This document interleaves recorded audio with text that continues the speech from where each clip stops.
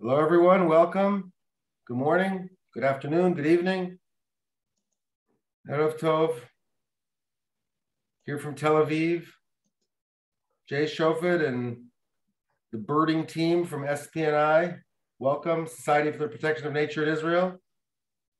You're seeing some new slides we're putting up for the first time. Check them out. This is our benefits ladder. If you're giving us a donation of $1,000 or more, we're going to be offering you various benefits. If you're in Israel, you can take advantage of our guiding of the Jerusalem Bird Observatory we're going to hear about today, or the Gazelle Valley in Jerusalem, other nature sites, and please, let us know if we'll know if you're donating, and you let us know if you're coming to Israel, because many people are now. Israel is open. Israel is back. As we say in Tel Aviv here, there's two seasons, winter and birthright, and it is birthright season. Welcome everybody back to Israel, and welcome everybody to the webinar. We'll be getting going in a few minutes. We're already up to 50 plus people here. My name is Jay Shofet, coming to you from Tel Aviv. We are looking forward to a really interesting webinar tonight with Dr. Yoav Perlman and Alen Kacal. Yoav is the director of our birding team, and Alen is the director of the Jerusalem Bird Observatory, the Nili and David Jerusalem Bird Observatory. I'll introduce them in just a minute, give people who are still coming on another couple minutes to arrive. We are live on Facebook, and we welcome everybody there. Hello, Leanne and Maggie. Please write us in the chat where you're coming from, who's on. It's great to see everybody. Our last webinar before the Passover holiday, and we'll be taking a break. The next webinar will be May 1st. Wow, talk about a difference. I'll be talking to our lobbyist in the Knesset, Gitit Weisblum, about what's on the agenda for the Knesset. But boy, did things change this week in Tel Aviv. Tough week in Tel Aviv, tough week all over. It's not just the war and the pandemic, but Israel's government sort of fell this week. We now have a zombie government that hasn't fallen, but it can't pass laws. Exactly 60 seats in the Knesset. A unique form of startup nation here. We create a new form of government, barely existing government. But that's not today's webinar topic. Today we're going to concentrate, as we tend to do, on nature conservation, and a particular aspect of nature conservation, which is urban nature. Wow, the Jerusalem Bird Observatory, guys, if you haven't been there, it's an incredible diamond in the rough of Jerusalem. It's right next to the Knesset. It's a beautiful, a couple acres of land with a beautiful pond that attracts birds and wildlife from all over. We'll be seeing some pictures, and so many of you have been there. If you haven't been there, please let us know. It's so convenient. I know on the call already are volunteers, people who work there and come there on a regular basis, not to work, but also to volunteer and help protect nature. It's a community education site and a scientific site, and no more spoiler alerts. I think we'll get to it. We're at about that time. So welcome everybody. Thank you all for joining from everywhere, especially to our loyal donors and our supporters, our board members, our lay leaders in the United States and in Canada, in the UK and in France. Tax exempt donations in all of those countries and around the world can be made through our donation site, and appears on the screen. So I think that's about it, folks. Looking forward to a great hour. There'll be questions and answers at the end. Please write your questions in the Q&A feature. Thanks everybody for saying hello in the chat from everywhere, from Beersheba, Toronto, Jerusalem, Newton, and upstate New York, California, Luxembourg. Appreciate everybody being with us. I'd like to introduce Dr. Yoav Perlman. He's recently back from the UK, a stint there studying, teaching, and he will be introducing Alen and kicking off the evening. Dr. Perlman is the new director of BirdLife Israel, which is another way of saying SPNI's birding division, but part of the BirdLife International, the world's most important birding conservation organization globally. And Yoav, please take it away. Thanks, Jay. Good morning, good evening to everyone. It's always a pleasure to take part in these webinars. And it is a special pleasure this evening to introduce Alen Kacal, Director of the Jerusalem Bird Observatory. So just with a bit of context, we have within BirdLife Israel a network of bird observatories in Israel, but the Nili and David Jerusalem Bird Observatory is really the cherry on the crown. And Alen, she's been with our team for quite many years now.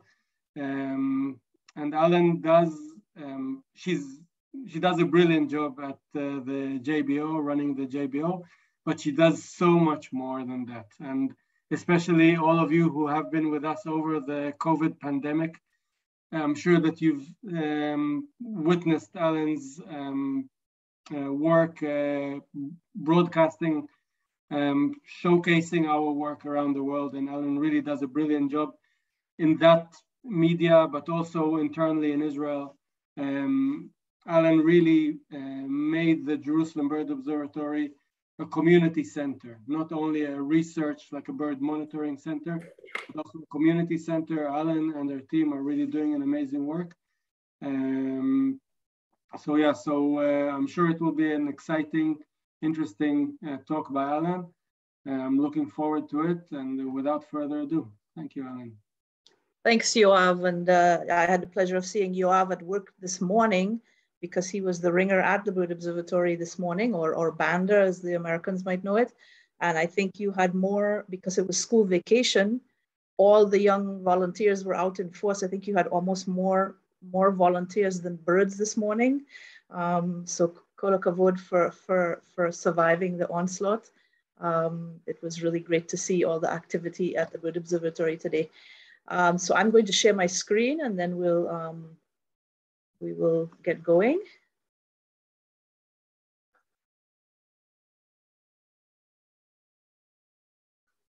Where did it?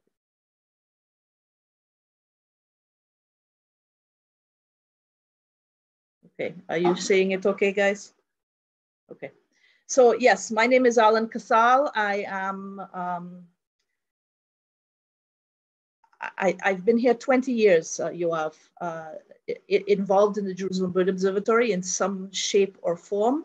I consider it a real privilege and joy to have been involved with the JBO so long. I started out as a young thing, working with English speakers to provide an English-speaking bird watching club, and then jumped into the summer camp, running a summer camp, and then running the Israel Bird Ringing Center, and then was asked to take over as ed director full-time. And a few years ago, jumped into the position of the director of the Bird Observatory. The Nili and David Jerusalem Bird Observatory is, like Jay said, it's a beautiful, tiny spot in the middle of downtown Jerusalem that can surprise. You can come there and feel like you're in the middle of nowhere, while being surrounded by the Knesset on one side and all the government offices on the other, and all the noise from the city. It stops, and you come to the middle of the JBO, and you're in the middle of nature, birds, and the people who love it. And if you haven't been there, we definitely invite you to come. And for those of you who have been there, we hope to see you back. So we are located, I'm just trying to get this to move here. As I mentioned, right next to the Knesset in downtown Jerusalem. The Knesset is on one side of us, and the Supreme Court is on the other side. And notice the sign. I think the most important place in the area is us, but I might have a bias to that. We're also located in a prime location as far as bird migration goes.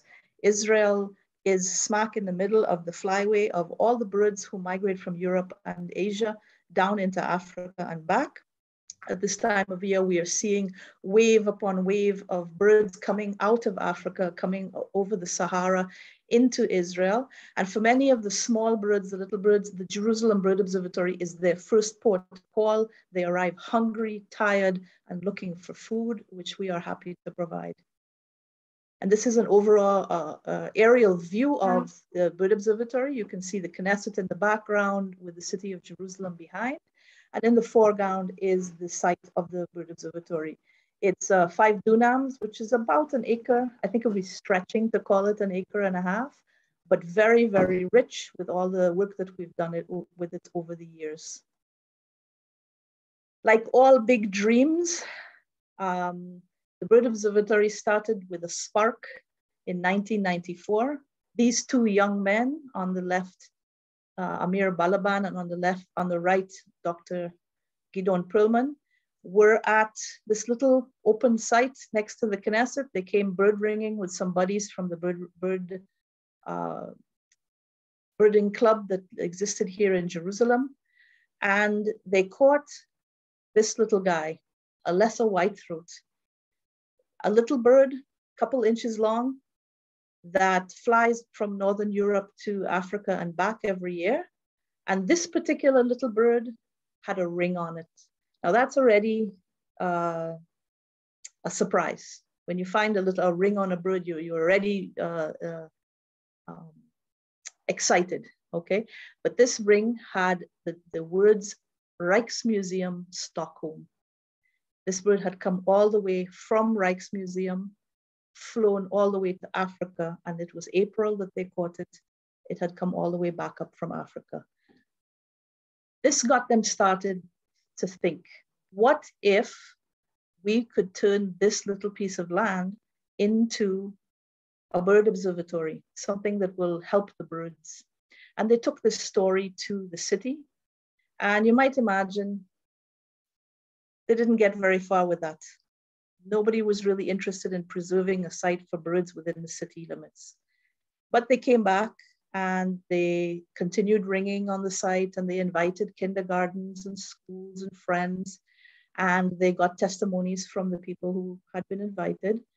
And then they went back to the city and they said, look what we have in the city for kids. What an educational opportunity this is. What a community opportunity this is. And that caught the imagination of the city. And we were given permission to start using the land and to expanding the land for the Bird Observatory. We started small over the years. And here you can see an old garden shed that had been on the site. We turned it into the Ariel Bird Ringing Center, which you can see here, which is the center for all our research and monitoring activities that we do at the Bird Observatory. We then moved on and we decided, we worked on the site for the birds. What are we going to do for the birds? And here you can see our first attempt at providing water. It was a little hole in the ground with a tarp over it. It did its job, but it wasn't exactly what we wanted. So with the help of the Nyman family, we started to build a larger pond. And here you can see some of our volunteers planting some local plants that we got from the botanical gardens in this pond. And today it's a very viable and attractive wetland that attracts birds that we never used to see at the Bird Observatory, such as reed warblers and water rails and kingfishers like this one. You can see this little kingfisher. He's eating, I believe that's if I'm not mistaken, a crab. And you can see these kingfishers every day when you come to the Bird Observatory. We then concentrated on the plants that were there, because these birds are coming across from Africa. They're arriving hungry, as I said. They need food. So we learned from the birds what it is they wanted. We studied what they were eating, and we planted more and more things. So here you have up on the left, wild pistachio. which is starting to bloom now for the summer and into the fall. And down on the right is mulberries, which I think you might have in the United States and in England. Very, very attractive fruit for the birds. And we've created a site that there is food all year long. There's either flowers or fruit or plants that attract insects. And most of these trees were planted by groups and volunteers that came, over thousands of different plants of all shapes and sizes. And of course, this attracts the birds. This is our local bulbul. It's the mascot of the JBO. It's on all our logos. And the Palestine sunbird enjoying some of the almond blossoms that we have on site. The almonds blossom in January or February, depending on the rain, and provide beautiful flowers for these birds. And here's our sparrowhawk that comes in every afternoon to bathe in the pond and maybe catch a sparrow or two for lunch. The site also attracts many animals. There's no fence to the site at all. So we get porcupines and hedgehogs, porcupines on the left, hedgehogs on the right, coming in the evenings to feed. The next thing we did on the site to develop our campus was we took this old garden shed and we converted it into the Gutman Visitor Center. And this center provides us with an office and a shop and a bathroom. For the first few years that I worked at the Bird Observatory, there was no bathroom, there was no heater or air conditioning. And so we knew we needed those things. And we also needed a room where we could meet people, where we could sit down and do lectures and have an art gallery. And so all of this is included. The Gutman Visitor Center is also the first living building in Israel. All the outside of the building is made from recycled materials. The wall that's made with the stone has 60 bird boxes, nesting boxes embedded in the walls of the center. And on the roof, we have a green roof. We planted several sacks of local wildflowers and bulbs. There's 20 centimeters of dirt, and this blooms all through the year, providing extra habitat for the birds and the animals in the area. Now the JBO, sorry, I keep hitting the wrong button here. The JBO has three main goals. We believe that three main goals, sorry about this.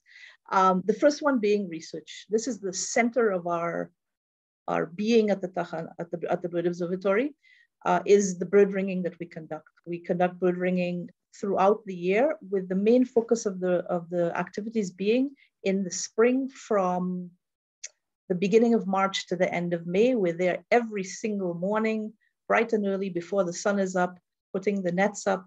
We catch the birds so that we can monitor them. We put rings on their legs, measure their weight and their health, and then release them. And this data set that we have gathered in the last 28 years provides us with a lot of data that we can analyze to discover, are the birds decreasing in numbers? Are they increasing in numbers? What are the trends that are happening across the world? And we can share this information with other bird observatories around the world to try to understand some big picture questions, such as how is global warming or climate change affecting the migration of birds, and also some local questions. How is the development of the city, which is getting bigger and wider and taller every day, how is that affecting the local population of birds, and can help us to figure out what maybe we can do about it. I'm not going to go into the details of the research at this point in this lecture. That's a whole other lecture, and I'm sure that we will try to do so in the future. But this research also helps us to learn what the birds want and to help other people to develop their gardens or their parks in a way that's going to bring bring birds to their areas as well. And here you can see also that the bird observatory is set up in such a way that people can come and view what's going on at the bird station. We believe that we're in the city.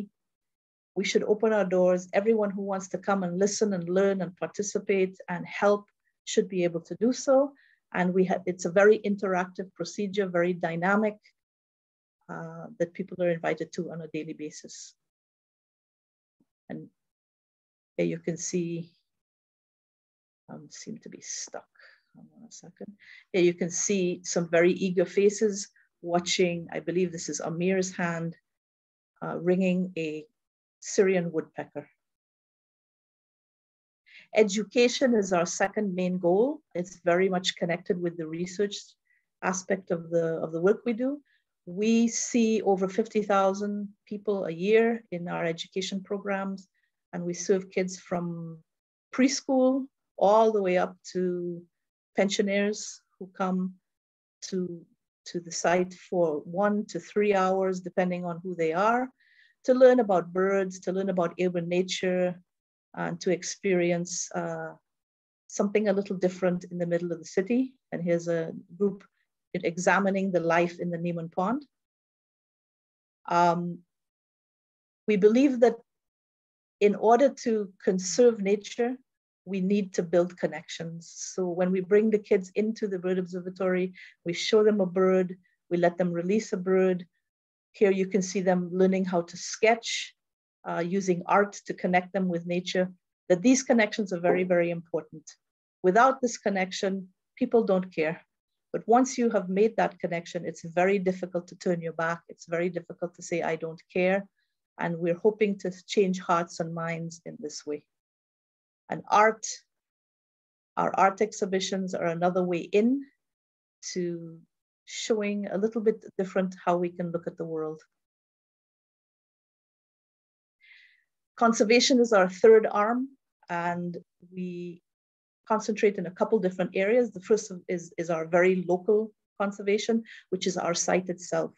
We spend a lot of time working on the site to make it better, to more attractive to the birds and to the animals and to the people, and to make sure that the site doesn't suddenly become taken over by the government or some other organization for parking lots. We also work on a level of the city. One of the first things we did back in 2009 is we conducted for the city a series of surveys of 151 sites within Israel, within Jerusalem, that were open wildlife sites, open areas, and examined the wildlife, birds, the botany, the archaeology, the water, and the human use of each one of these sites, and produced a very thick report that is now used by the city of Jerusalem in its planning process. We also train the planners in the city on how to use this book.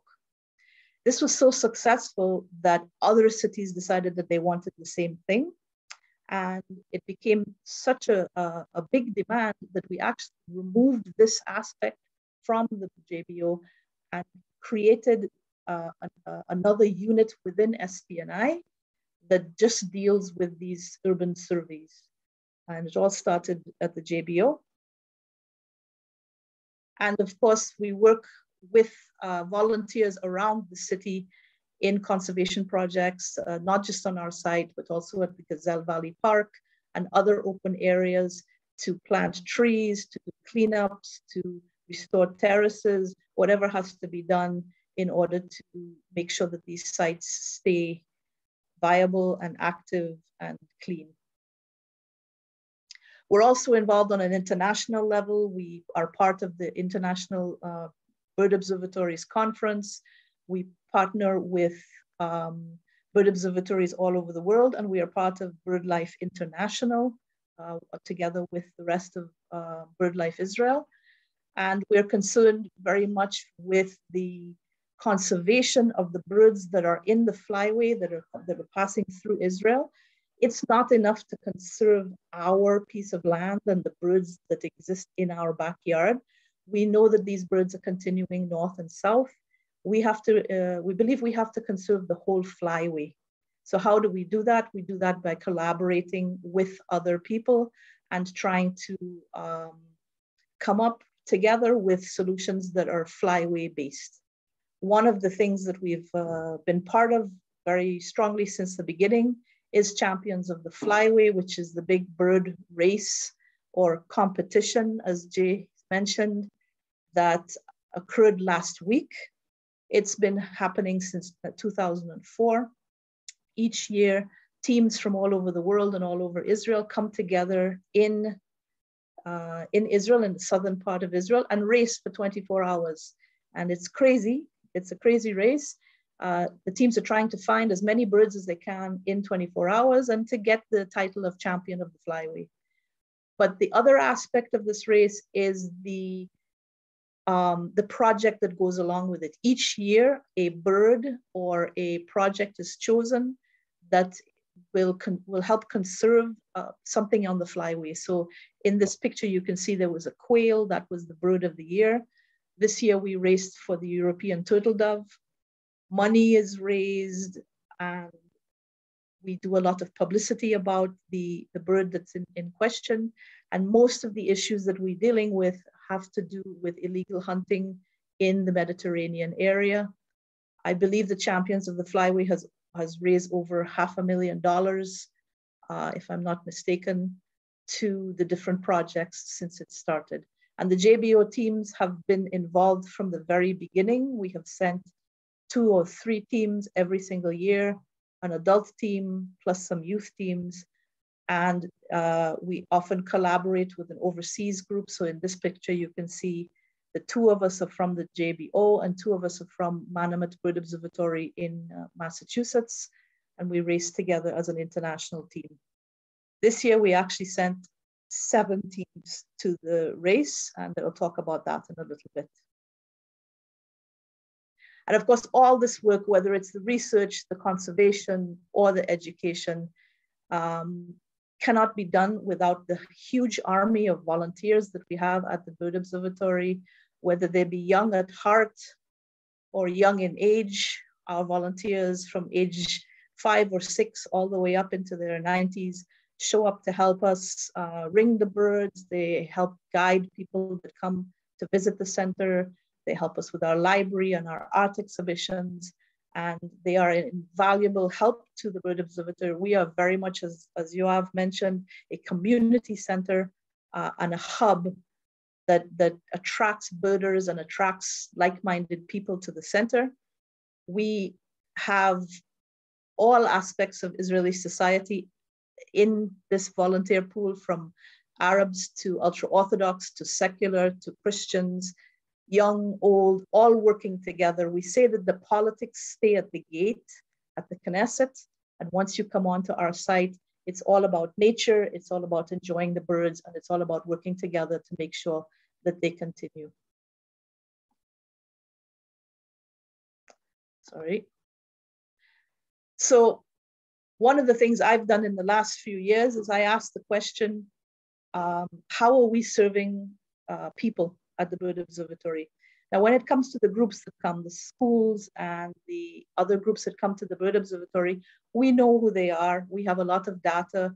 We ask questions, we get evaluations from them, and we can keep track of how things are going.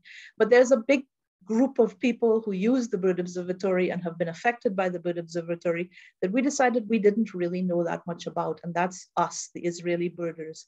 So as part of my master's degree, I went back a little later in life to do, I asked the question, who are the Israeli birders and how can I serve them better? And we learned quite a bit from this survey, but 2 things stood out the most. So first of all, I got about 400 responses from the survey, of which 371 were usable. And you can see that about 56% of the responses were male and about 43% were female. Now, the first thing we learned is that birders are not well represented across all segments of Israeli society.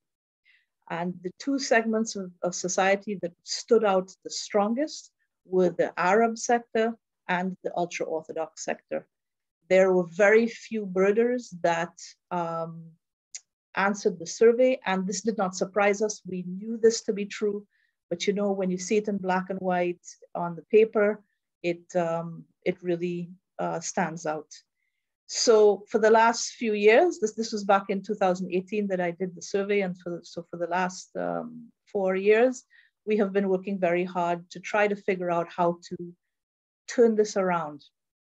And with the Arab community, we have reached out to the schools within Jerusalem mostly, and made a great effort to hire guides who are Arab speaking and to translate most of our materials that we use for guiding into Arabic. This has been a challenge, but thanks to a few donors who have really answered the call, we have put a lot of effort and resources into this. And here you can see a school. I believe they're looking at a flock of storks, if I remember, flying right overhead and having a great time at the Bird Observatory. There's still so much work to be done here, but we have started and we expect to continue and to develop this even further. The ultra-Orthodox society has also been a challenge. We work in Israel with in Jerusalem with three different education systems. There's the regular system, there's the ultra-Orthodox, and there's the Arab system, each with its own curriculum, its own guidelines, and its own culture. Working within each of these cultures has been a challenge that we have tried very hard to work with representatives from each community to figure out how best we can serve the different needs and challenges. And so here you see a group of young ultra-Orthodox boys with a guide who we have trained to work with the community. And we have seen over the past 4 or 5 years an increase in young Orthodox, mostly men boys coming to the Bird Observatory, learning what's going on, grabbing cameras and binoculars, and joining our ringing courses and becoming very much involved in the bird ringing and in the activities of the center. So it's really great. Our next challenge is to try to get the ultra-Orthodox women more involved as well. The second thing we found out is that Israel has a significant gender gap among its birders. Again, I knew this. Whenever I offer trips or classes or bird walks, they tend to be predominantly female. However, the top echelon of birders in Israel is mostly male. So this was not a surprise for me, but what we found kind of did surprise me. So let me explain. So first of all, I asked in my survey, I asked people to place themselves, to self-identify their level of expertise, from casual to expert. There were 5 levels they could choose from. And the results we got seemed pretty reasonable. Most people consider themselves intermediate, with a few people on either end of the scale. But when we started to look at it based on male and female, something else happened. And you can see that the blue are the males and the reds are the females. Males were more likely to identify themselves as being advanced or expert birders, whereas females were more likely to say they were novice or intermediate. In fact, this little red blip in experts, it represents one woman who said that she was an expert. Now, we had long discussions about what this means. It's possible that there is an issue of self-confidence here, with women being a little less confident and men maybe being a little more confident. That is possible. But what is important is that this is a self-identification, and self-identification is important. This is how people feel and how people have identified. So I asked it in a slightly different way. I asked, how many birds can you identify by sight without using a book? So what's your skill level? And you can see here that there's quite a few people who said they could identify over 200 species of birds, and it's pretty well spread out. But again, if I ask this question, sorry, I keep hitting the wrong button, based on male and female, look what happens. The majority of people who say that they can identify over 200 species of birds are male. And most of the women are on the low end of the scale. So again, their perception is that the women are perceiving that they have a lower scale or can identify less birds, and the males are perceiving that they can do better. So I was curious, is the motivation between male and female different? Do they come to birding with different motivations? And what I found out, what I found out is that there is no difference whatsoever. Males and females pretty much across the board are motivated by the same things. There are a couple little differences. Males are more likely to want to go out by themselves. They're more likely to want to compete than women are. And women are more likely to want to go out with other women or in groups, and are more likely to be more social in their birding. But other than that, there was very little differences in motivation. So then I asked, well, what's stopping you from birding the way that you would like to bird? And you can see that the biggest issues for across the board were family obligations, makes sense, and no time. We all feel like we don't have enough time. So what's the difference when I say between male and female? There were 5 issues that stood out and were significantly different. Women were more likely to identify a lack of confidence as getting in the way. Safety issues were significant. And the feeling that I don't have anyone to go with and I don't know where to go was definitely something that was more likely for women than for men. So once again, we decided we need to do something about this, or I decided that I needed to do something about this. So we have been putting a lot of effort in the last few years to trying to increase the visibility of women in the birding world and to increase the opportunities for women in the birding world. And here you see, it just happened to be that one of the days that we were at the Bird Observatory, the entire ringing team was women. None of the guys showed up that day. It wasn't planned. And here you see Nessia holding a bird surrounded by a staff of female volunteers. And we encourage the women to get involved with the ringing and to advance into being a ringer. Unfortunately, it's a process that takes quite a few years, and many of the women have dropped out along the way, mainly to have families, a young family, and being a ringer is a little bit difficult. You have to get up at 4 o'clock in the morning to come bird ringing for the morning, and that can I'm told that is something that gets in the way of women participating. But we are working on it. We also, in 2019, had the first women's conference at the Jerusalem Bird Observatory, and over 60 women birders of all different levels attended, and we had a great time. We had intended to do the second one in 2020 when COVID closed everything down, and so we only just managed to have it again. And this year, on International Women's Day, we had our second women's conference, this time on Zoom, with six women giving lectures about different aspects of birding and what it's like to bird as women, followed by bird walks all over the country led by women birders with women participants. And it was very successful, and we will be doing it again. We also encouraged women to participate in things like Champion of the Flyways and try to do our best to lift up the visibility of the women that are participating, both locally and on international teams.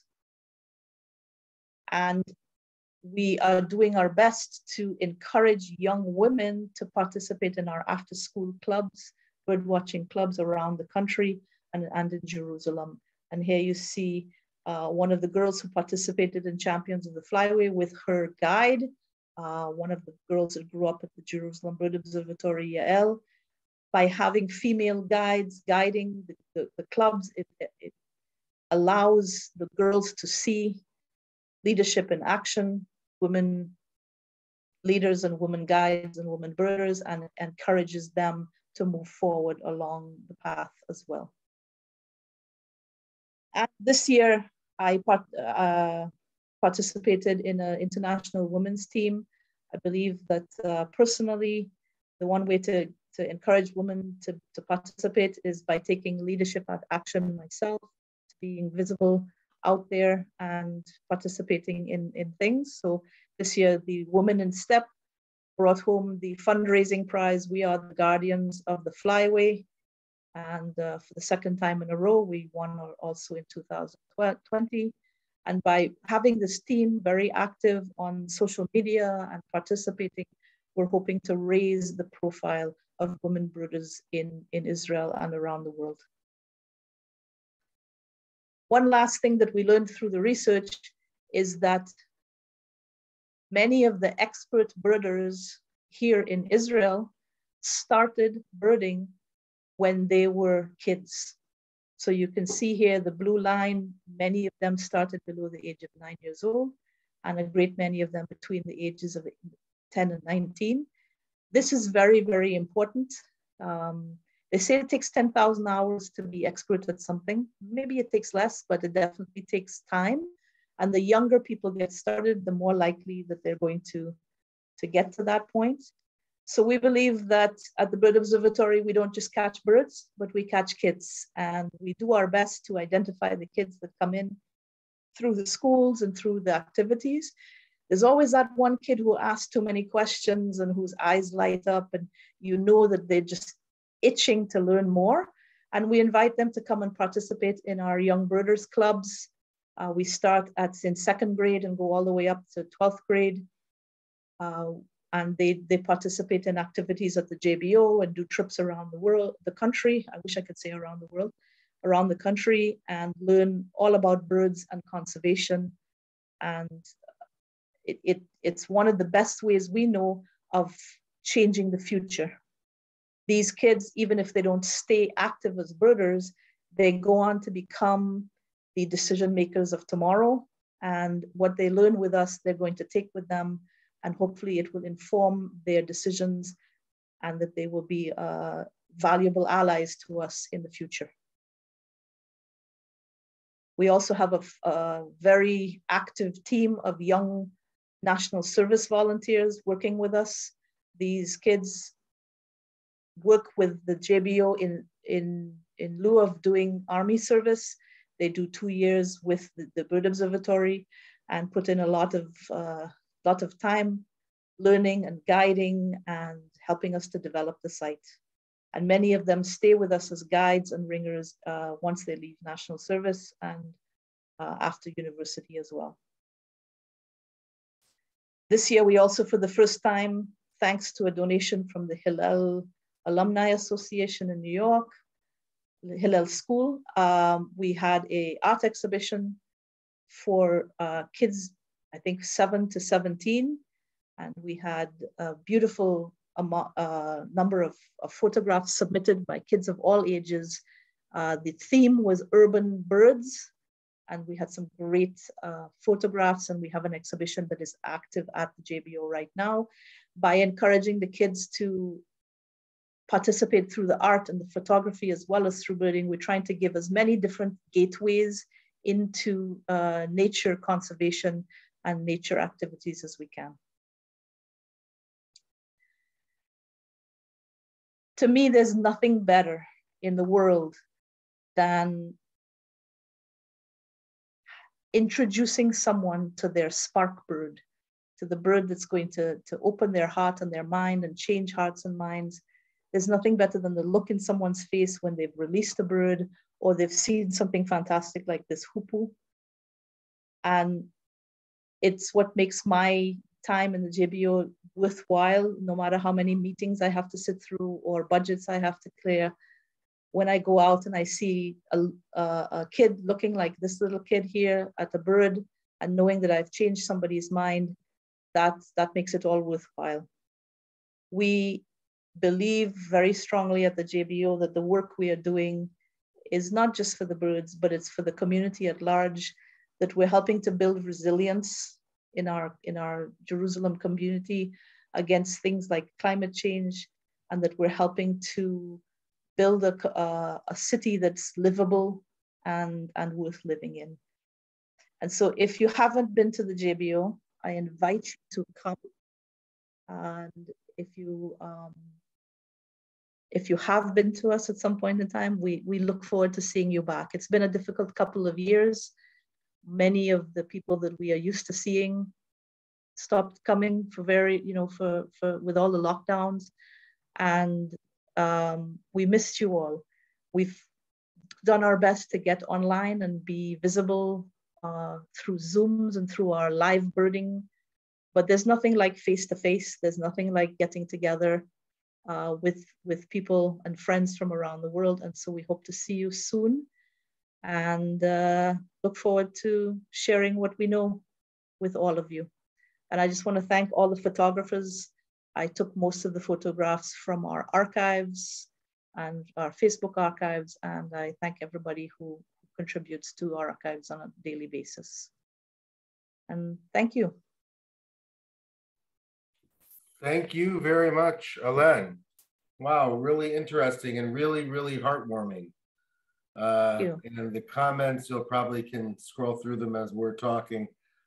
Really, thank you, and I think everybody gets it, you know. And I mean, for somebody like me, I live in Tel Aviv, but I get to the JBO as often as I can. I was there a week or two ago with some supporters, and the stuff that you talk about just comes to life on a random visit. I mean, we were there when there were some little kids, religious girls from a religious school, and there were boys from a Haredi school, and then there was this kid who shows up and he runs and he tugs Amir's shirt, and he goes, and Amir turns around and he goes, "What's with you? You're late or something?" The kid goes, "I have a dead raptor like on ice." And Amir's like, "What? Get it already in the fridge." He goes, "It's already there. Don't worry." You know, it's like a 9-year-old, a 10-year-old kid or something. I mean, did you deal with that dead raptor? I don't know. What do you autopsy? Sometimes people bring us the dead birds that they find. We donate them to the Natural History Museum that makes skins out of them and use them for research purposes. So they do get put in special wraps and in our freezer department. Yeah, so there are people looking out for things for us. You know, I never knew you had a freezer department. I've been there many, many times. We have a little freezer in the corner that we keep things in. Yeah. Mortuary. Please don't show anybody that. Not so much. Yeah. Yeah. When you get into nature, interesting things come your way. Yeah. Yeah. So I see that there's a couple questions. Yes. So Robin wanted to know how our team did. I hope I answered that. We did very well. We didn't win the actual race itself, but I think we held our own very well. The race was won by a team of 20-something-year-olds, young 20s. God knows how they managed to get as many birds as they did. They had 176 species. They raced hard all day. It was a very tough day. It was hot, and I give them a lot of credit. And the other 8 teams did very well. At least 2 of our teams placed in the top 5. So that's very good. I'm very proud of everybody. And the Black Caps, our ultra-Orthodox team, also placed first in the green race. They biked 80 kilometers in the heat from Yotvata down to Eilat, and saw, I think, close to 90 species. So I have to give them a big hats off to that. There's no way you would have found me on a bike that day. Let's put it that way. So, Alen, I just want you to clarify, and I'll say a couple words, because it really is confusing for people who don't know what this is. There's no race. The race is against time. It's a competition of the teams to see which team can spot as many birds in a 24, how long a period is it? Yep. 24 you can hours? do 24 hours, you can do less if you want, but the idea is how many birds can you spot in that 24-hour period.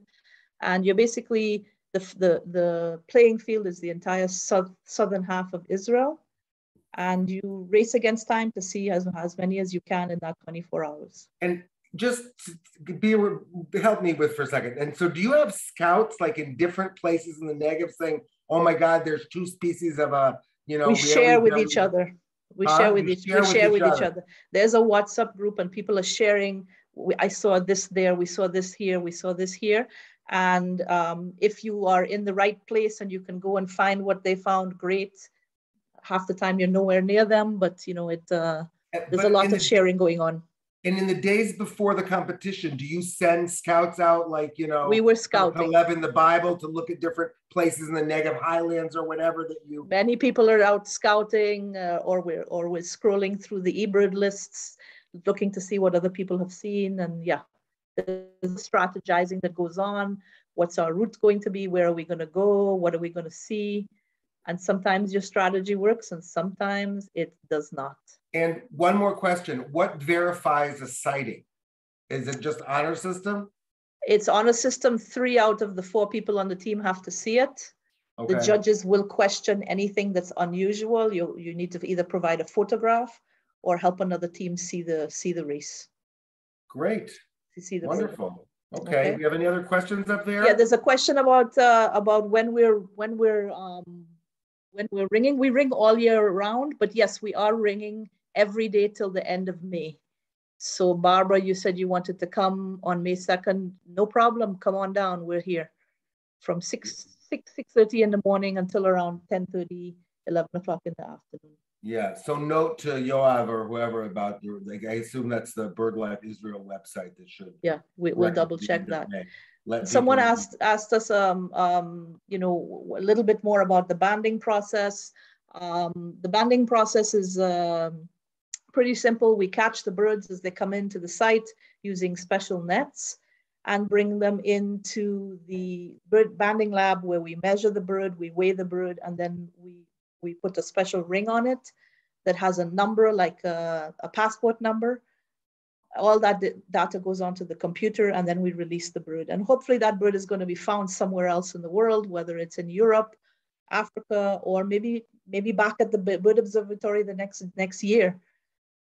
And this gives us data. We get to learn where the birds are going, where they're coming from, how long they live, what their migration routes are.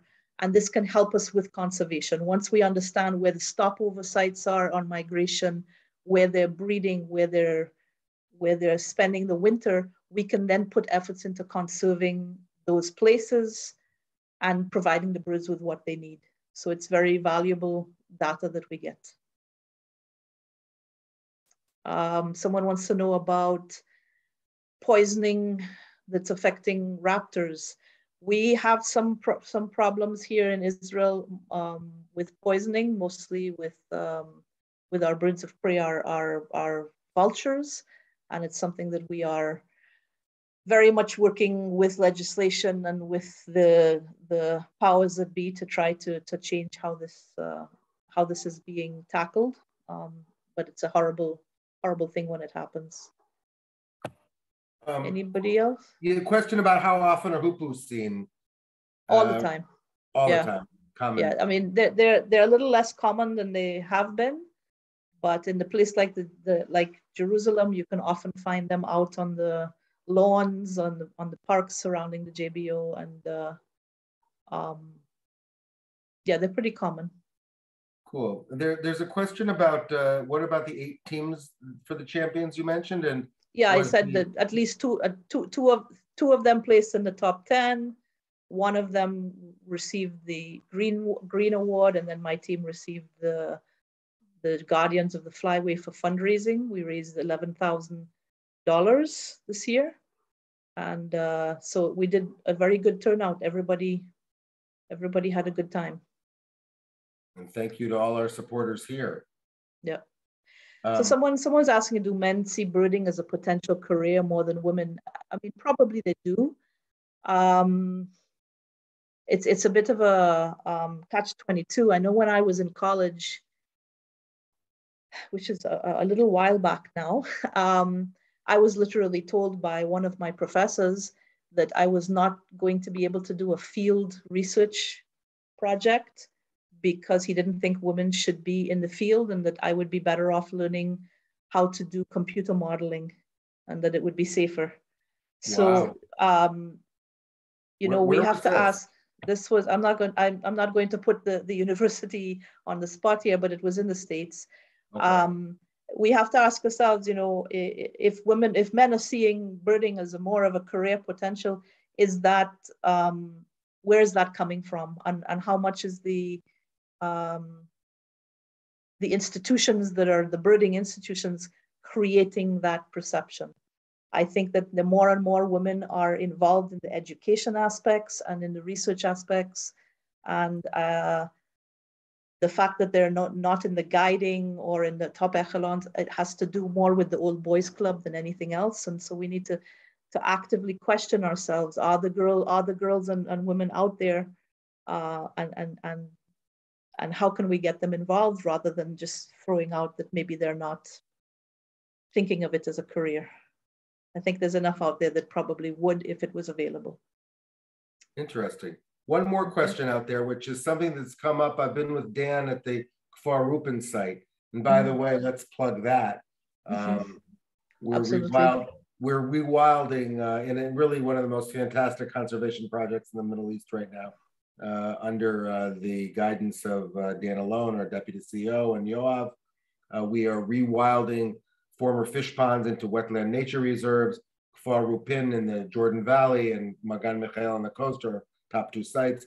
The Kfar Rupin site is already an incredible nature reserve. Dozens of species of birds every time you're there now, hundreds even, and it really incredible. And I've been there with some supporters recently with Dan, and big discussion about the binoculars and what size binoculars you need. And I have an additional question. There's a picture of the Haredi youth with binoculars. One guy had his glasses up on his forehead and the binoculars around his eyes. If you wear glasses, shouldn't you keep your glasses on when you use binoculars or not? That's totally something. It's up to you. I mean, I use my binoculars with my glasses. Other people take it off. If he was just using sunglasses or something, then he probably just wanted to pop them off and not use them. Everybody develops their own style and their own flavor. And as far as what binoculars, I saw a couple of pictures. Feel free to contact me personally. There's a lot of answers to that. You really need a binoculars. What resolution? What numbers? You're looking at an 8x42. That's the one I recommend to most people. Some people prefer a 10x42 or a 10x50, but for most beginners, I would say 8x42 is a great pair of binoculars to get. And then which pair of binoculars you get has to do with how deep your pockets are. Yeah, but I would say this: don't let binoculars stop you from bird watching. You can bird watch with your grandmother's old Russian pair of binoculars, as I heard someone describe it the other day. I think it was Yoav. And enjoy birding as much as if you had the top Swarovski mega binoculars. Yes, you probably will at one point want to move on to something that's better, but you can bird watch with your ears and eyes just as good as anything else. So just get out there and start listening, start looking, and start enjoying. That's all you need. Great. Listen, we have just a minute or two in there. I think we didn't really talk about the banding process, and somebody asking about the training of the banders. Could you just talk a minute about that? So we can, people can join a banding course at the JBO at age 14. You take a 2-day course where you learn how to take the birds out of the nets safely, how to put the nets up, how to put the nets down, how to start identifying the birds and start the process. And then you actually have to volunteer for quite a while before you are eligible for what they call your C license. And the C license is available on recommendation of the ringer on site. So if you're good at what you're doing, you'll get a recommendation for your C license, which allows you to be an assistant ringer anywhere in Israel at any one of the ringing centers. Then if you really want to keep going, it takes another couple of years of internship, let's call it. and an exam before you get your B license, which allows you to be a ringer at any ringing center, a ringer in charge. Wow. A licenses is the next step up. That takes even more years, and those are the people who teach and train other ringers and can ring anywhere that they want, not just at a ringing center. So there's 3 different levels, and many people go all the way through, but it's a commitment, and it takes time, and not everybody makes it all the way through.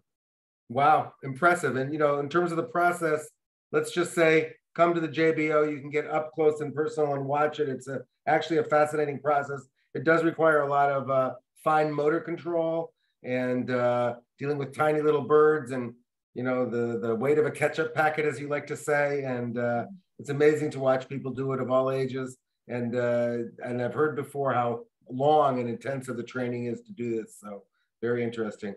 Listen, guys, thank you. But to come and watch takes no training. Just come on over and join us. Watching is for everybody. Watching is absolutely for everybody. It's an incredible, special place. Alan, Yoav, thank you very, very much. Avi, Sadiv in our Toronto office, our Canadian affiliates, thank you so much, back office.